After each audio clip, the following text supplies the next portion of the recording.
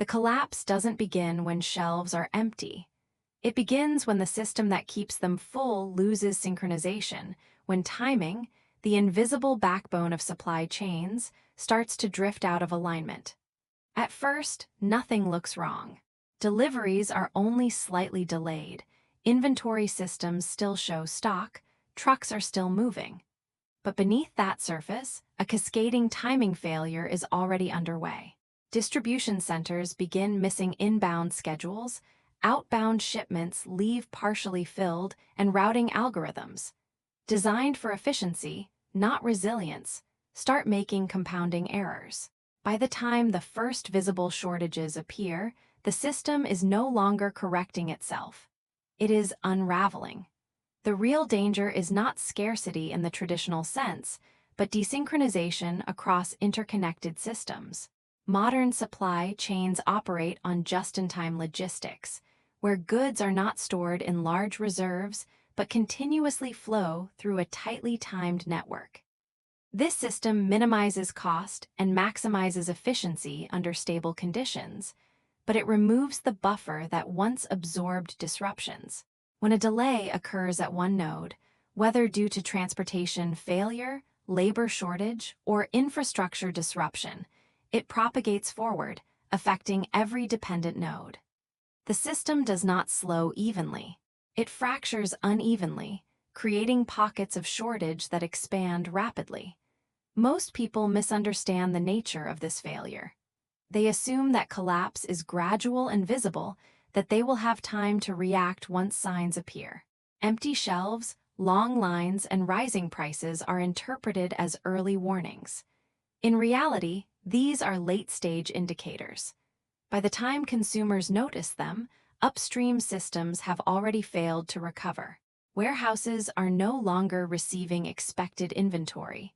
Transportation schedules are no longer reliable, and suppliers are prioritizing limited capacity for critical contracts. What appears to be the beginning of the problem is actually the point at which recovery becomes unlikely without external stabilization. The hidden science lies in temporal coupling, the degree to which different parts of a system depend on precise timing relationships. In highly optimized supply chains, temporal coupling is extremely tight. A delay of even a few hours in one segment can disrupt operations across multiple regions. Unlike physical shortages, which can be measured and managed, timing disruptions are harder to detect and correct because they compound invisibly. Each missed delivery creates a ripple that affects scheduling, labor allocation, and inventory forecasting. As these ripples overlap, they create interference patterns that degrade system performance exponentially. Empirical evidence from real-world disruptions supports this model. During major logistical crises, such as port shutdowns or transportation strikes, recovery times are not proportional to the duration of the disruption. A delay of one day can take weeks to fully resolve, because the system must not only catch up on missed deliveries, but also re-establish synchronization across all nodes. In some cases, certain supply lines never fully recover, leading to permanent changes in availability.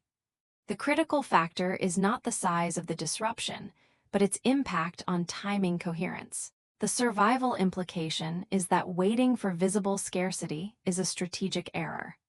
By the time you see the effects, the system is already operating in a degraded state with limited capacity for recovery. The window for effective action exists earlier, during the phase when timing disruptions are beginning but have not yet manifested as widespread shortages. This is the phase where escape, whether physical relocation or resource acquisition, remains feasible without extreme competition. Identifying this phase requires attention to indirect signals rather than obvious ones. As the situation escalates, these indirect signals become more pronounced. Delivery variability increases, with some items arriving early and others significantly delayed. Product substitutions become more common, indicating that suppliers are compensating for missing inventory. Transportation costs begin to fluctuate unpredictably, reflecting inefficiencies in routing and capacity allocation. These changes may appear minor in isolation, but together they indicate a system that is losing its ability to maintain stable timing relationships. The misunderstanding here is that individuals focus on availability rather than reliability. They look for whether goods are present, not whether they are consistently replenished. A shelf that is full today but uncertain tomorrow is a sign of instability, not security. The illusion of abundance persists until it collapses abruptly, because the system prioritizes maintaining outward appearance as long as possible. Retailers may redistribute stock, delay restocking cycles, or adjust displays to mask underlying shortages. This creates a false sense of continuity that delays individual response. The deeper layer of science involves network resilience and feedback loops. In a stable system, feedback mechanisms correct deviations by adjusting supply and demand. In a stressed system, these mechanisms become overloaded or misaligned. For example, increased demand for certain goods triggers higher production, but if transportation cannot support the increased volume, the additional supply never reaches its destination. This creates a feedback loop where perceived scarcity drives demand higher, further stressing the system. The result is not equilibrium, but amplification of instability. Documented cases show how quickly this amplification can occur. During periods of panic buying, certain product categories have experienced demand increases of several 100% within days. Supply chains, designed for predictable demand patterns, cannot scale at this rate. Even when production increases, distribution becomes the limiting factor. The mismatch between supply generation and delivery capacity leads to localized shortages that spread as consumers adjust their behavior, seeking alternatives and creating new demand spikes in adjacent categories. From a survival perspective, timing becomes the critical variable. The decision to act must be based not on what is visible, but on what is inferred from system behavior. Acting too early may seem unnecessary, but acting too late eliminates options. The optimal timing lies in the narrow window where instability is detectable, but not yet widely recognized. In this window, resources are still accessible, movement is still possible, and competition remains manageable. As the collapse progresses, the environment shifts from uncertainty to competition. Once shortages become visible, behavior changes rapidly. Consumers begin to stockpile, increasing demand beyond normal levels. Retail systems, unable to replenish quickly, impose limits or experience complete stockouts. Distribution networks, already strained, are further disrupted by unpredictable demand patterns. The system enters a phase where availability is no longer determined by supply, but by access. Who gets there first, who knows where to look, who can move quickly. This escalation transforms the problem from logistical to behavioral. The challenge is no longer just obtaining resources, but doing so within a shrinking timeframe and under increasing pressure. The margin for delay disappears, and the cost of hesitation increases exponentially. Each day of inaction reduces available options, not linearly, but in accelerating fashion as the system continues to degrade. The transition point is subtle but decisive. It is the moment when delays stop being recoverable and start becoming permanent. At this point, the system is no longer attempting to return to normal operation. It is operating in a degraded mode where prioritization replaces distribution. Certain sectors receive preferential access to limited resources, while others experience sustained shortages. For individuals outside prioritized channels, this means that access becomes increasingly restricted, regardless of demand. Understanding this transition is essential because it defines the last viable moment to act before the system locks into a new, constrained state. And as that moment approaches, the question is no longer whether to act, but how to recognize it before it becomes visible to everyone else. Right. Next part. Next part. As that invisible threshold approaches, the system begins to exhibit a different kind of instability, one that is no longer confined to timing irregularities, but expands into structural imbalance. Distribution centers start operating in partial states, where inbound shipments no longer match outbound commitments, forcing managers to prioritize certain goods over others. Transportation networks shift from optimized routing to reactive dispatching, where trucks are sent based on immediate availability rather than planned efficiency. This creates gaps, temporal voids where certain regions receive nothing at all for extended periods while others experience inconsistent surges. The danger here is not uniform shortage, but uneven access, where location and timing determine survival outcomes more than total supply.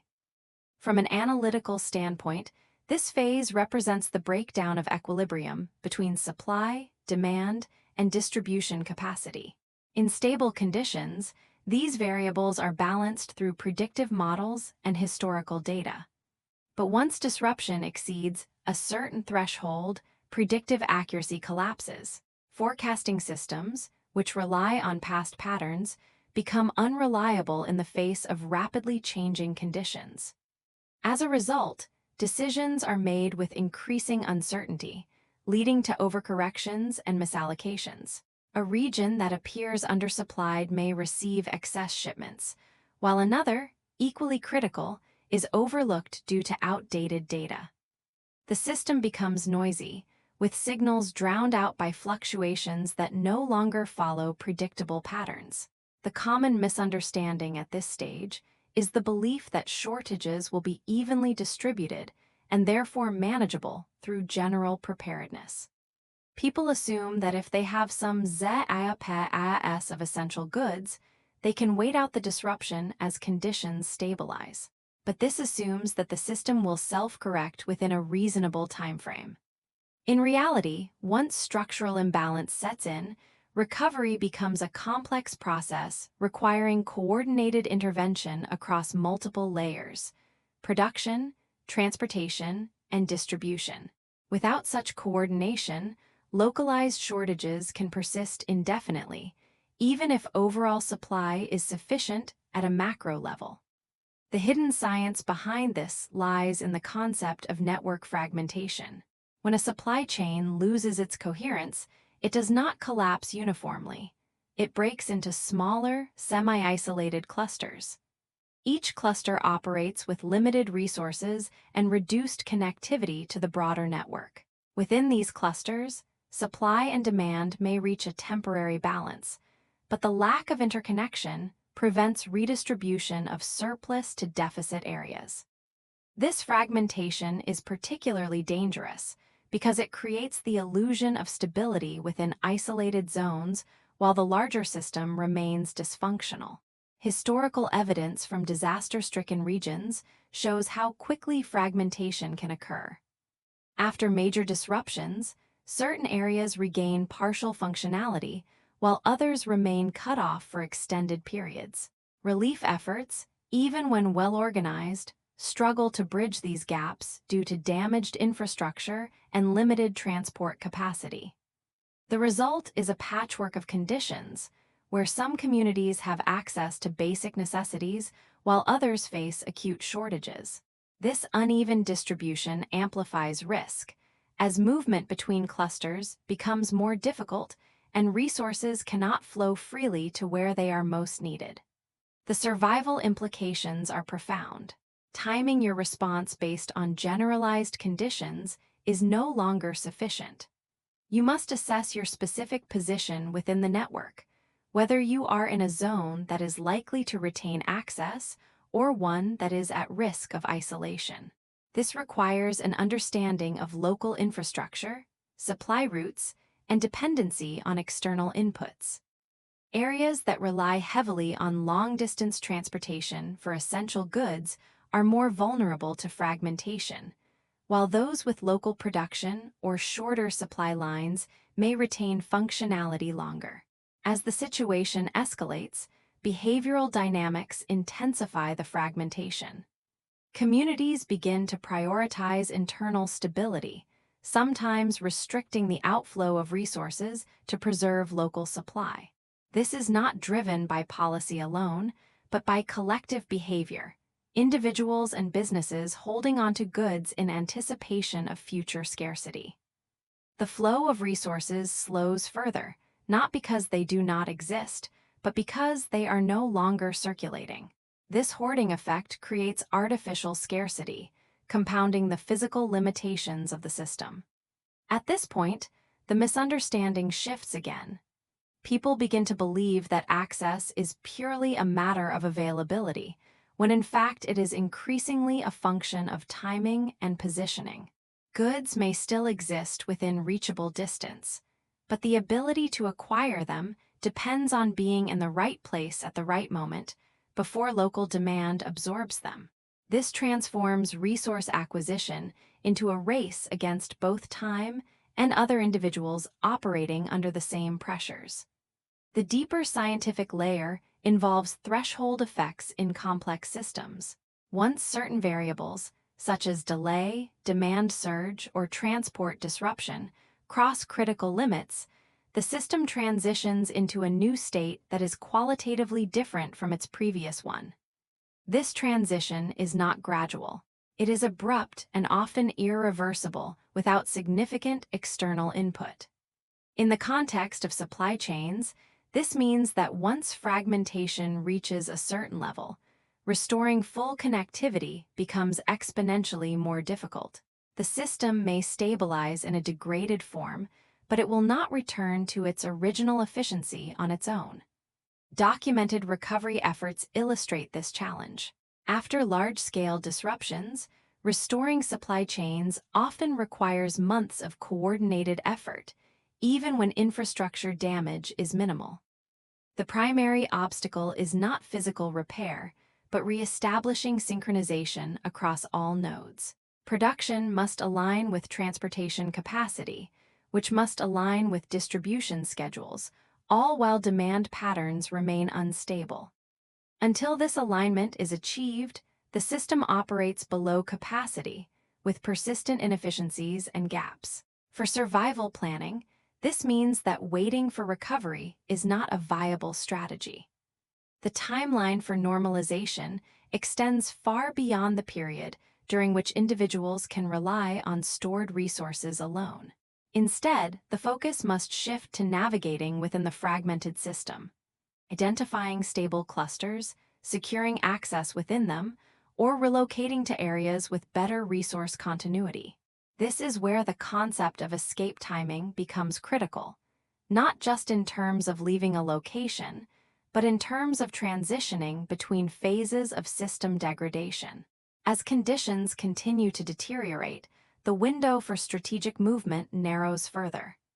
Transportation becomes less reliable, fuel scarcer, and information more limited.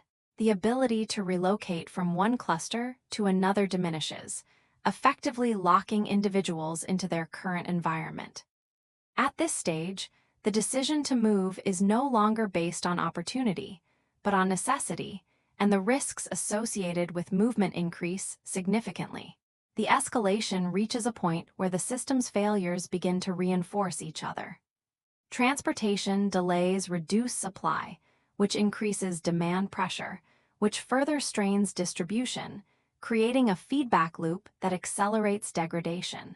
Each attempt to compensate, whether through rerouting, prioritization, or substitution, introduces new inefficiencies that compound the problem. The system is no longer just failing, it is actively amplifying its own weaknesses. The transition that follows is not marked by a single event, but by a shift in operational reality. Access to goods becomes sporadic and unpredictable. Planning horizons shrink from weeks to days, then to hours. Decisions must be made with incomplete information, under conditions where delays have immediate consequences. It is within this compressed timeframe that the final opportunity to act exists, a moment defined not by what is available,